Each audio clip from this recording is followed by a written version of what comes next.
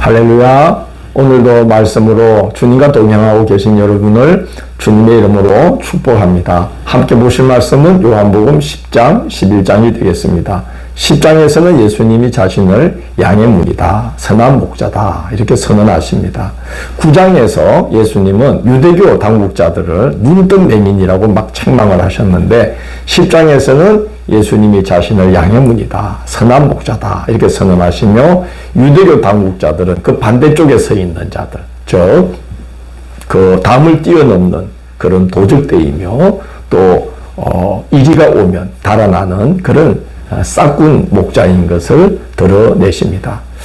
나는 양의 문이다. 내가 문이니 누구든지 나로 말미암아 들어가면 구원을 받고 또는 들어가며 나오며 꼴을 얻는다. 내가 온 것은 양으로 생명을 얻게 하고 더 풍성히 얻게 하려는 것이다. 라면서 당신이 양의 문이 되신 분임을 말씀하시고 또 나는 선한 목자다. 싹군은 이리가 오는 것을 보면 양을 버리고 달아나지만 나는 양을 위하여 목숨을 버린다. 그렇게 말씀을 하면서 십자가와 부활을 함께 예고하십니다. 내가 목숨을 버리는 것은 그것을 내가 다시 얻기 위함이니 라고 말씀하면서 십자가와 부활을 예고하시고 또 이를 내게서 빼앗는 자가 있는 것이 아니라 내가 스스로 버리노라. 나는 버릴 권세도 있고 다시 얻을 권세도 있으니 이 권세는 내 아버지께서 주신 권세니라고 말씀을 합니다. 그리고 예수님은 십자가에 자기 목숨을 내어 주실 때 주님만이 아니라 그를 믿는 자들도 부활의 생명을 누리게 되며 영생으로 인도함을 받게 될 것을 약속하십니다. 28절, 29절이 그 말씀인데요. 내가 그들에게 영생을 주노니 영원히 멸망하지 아니할 것이요 또 그들을 내 손에서 빼앗을 자가 없느니라. 그들을 주신 내 아버지는 만물보다 크심에 아무도 아버지 손에서 빼앗을 수 없느니라. 그렇게 말씀합니다. 유대인들이 예수님의 말씀을 듣고 신성모독이다 하면서 돌을 들어 예수님을 치려고 합니다. 예수님이 하나님을 자기 아버지라고 표현했기 때문에 그런 것이죠. 예수님은 그들이 예수님을 받아들이지 못하는 이유를 말씀하시기를 하나님께서 당신께 주신 양들이 아니기 때문에 당신을 따르지 않을 뿐만 아니라 그 말씀을 들으려고도 하지 않는 것이다 라면서 안타까워하십니다. 그리고 시편 82편 6절을 인용하시면서 성경이 하나님의 말씀을 받은 자들을 신이라고 증거하고 있는데 하물며 하나님께서 거룩하게 하여 세상에 보내심을 받은 자가 자신을 하나님의 아들이라 증언하는 것을 어찌 신성모독이라 할 수 있겠느냐 하면서 나를 믿기 힘들더라도 내가 행한 일들이 하나님이 하신 일임을 믿으면 내가 행한 일들을 보면서 하나님이 하신 일임을 믿으면 내가 하나님 안에 있음을 깨닫게 될 것이다. 즉 하나님의 아들이심을 알게 될 것이다 라고 말씀합니다. 예수님을 하나님의 아들 그리스도로 믿고 따르는 것은 사람의 지혜와 경험으로 되는 것이 아니라는 생각이 듭니다. 하나님께서 예수님에게 주신 자들만이 예수님의 양무리가 되어 그의 말씀을 듣기도 하고 그의 뒤를 따라가기도 하는 것이죠. 우리를 주님의 양무리로 택해 주심이 한량없는 하나님의 은혜요 하나님의 선물이구나 하는 생각이 듭니다. 11장은 죽은 나사로를 살리시면서 예수님이 자신을 부활이며 생명이라고 선언하시는 내용입니다. 나사로가 병들었다 하는 소식을 듣고도 예수님은 이틀을 더 머물다가 나사로가 있는 베다니로 가십니다.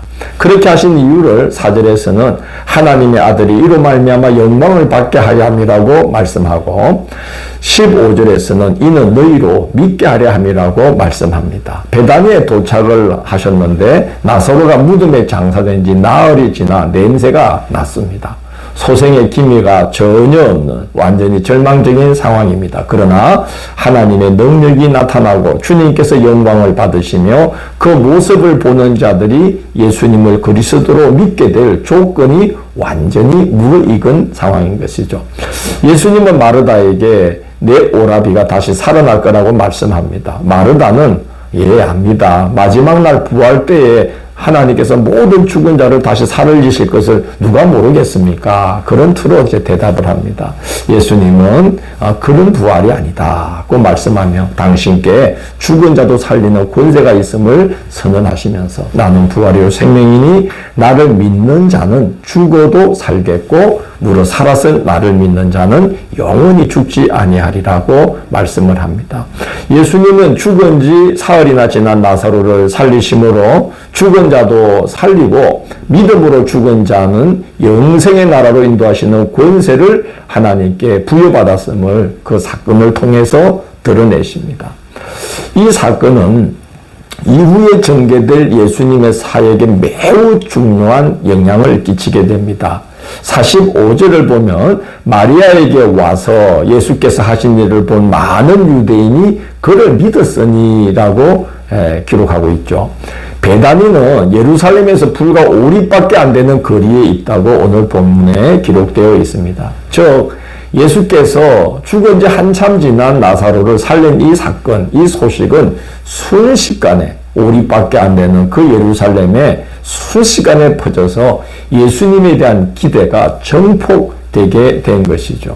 그래서 예수님이 예루살렘에 나귀를 타고 들어가실 때 많은 무리가 호산나 다윗의 이름으로 오시는 이여 그러면서 그들이 기대하던 메시아가 왔다고 반겨맞았고 예수님이 성전 마당에 장사하는 자들의 상을 막 뒤집어 엎었으며 성전을 정화하신 다음에 매일 그곳에 나와서 그 성전 마당에서 유대교 당국자들의 죄악과 악함을 책망하는 말씀을 하시는데도 유대교 당국자들이 섣불리 예수님에게 손을 대지 못하게 되었는데 그 이유가 바로 이 죽은 지 오랜 나사로를 살리신 사건 때문에 백성들의 기대가 예수님에게 한 몸에 집중되어 있기 때문에 그랬던 것이죠.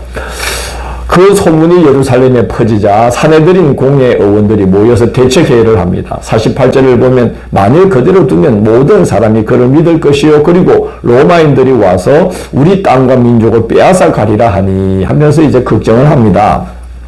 가끔 그동안 자칭 그리스도가 하는 자들이 일어나서 백성을 미혹하여서 로마에 대항했다가 로마 제국의 진압으로 인해서 막대한 곤욕과 피해를 입은 일들이 종종 있었던 것이죠. 그래서 이제 예수로 인해서 그런 일이 재현될 것을 염려하여 모여서 회의를 한 것입니다.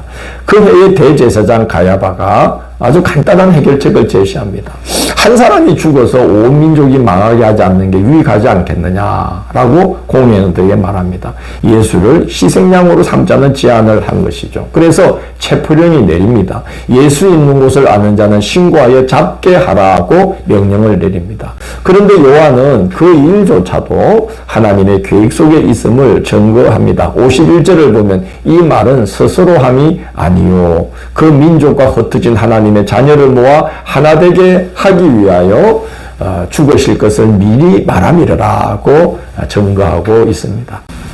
하나님은 예수님을 죽는 데 내어주고 심히 박해할 가야바의 계략까지도 하나님의 구원의 역사를 성취하는 일에 사용하시고 그 입술의 말까지도 마치 예언과 같이 하나님께서 그 그리스도의 죽음이 어떠한 의미가 있는지를 드러내는데 가야바의 그 모략의 말까지도 하나님은 사용하고 계신다고 요한이 지금 증언하고 있는 것입니다.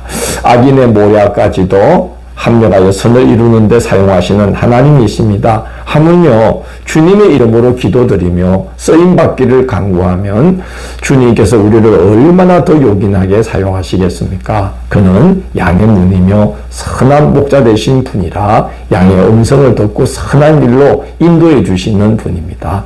다음 시간 11월 8일 월요일은 요한복음 12장 13장을 내가 너희 발을 씻었으니 라는 제목으로 살펴보도록 하겠습니다.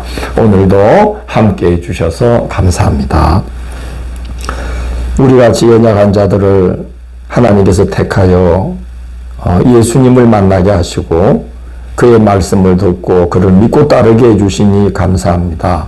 선한 목자 되신 주님을 만나 그 인도함을 받게 하시니 감사합니다.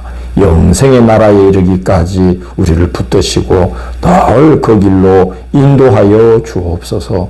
예수님 이름으로 기도드립니다. 아멘.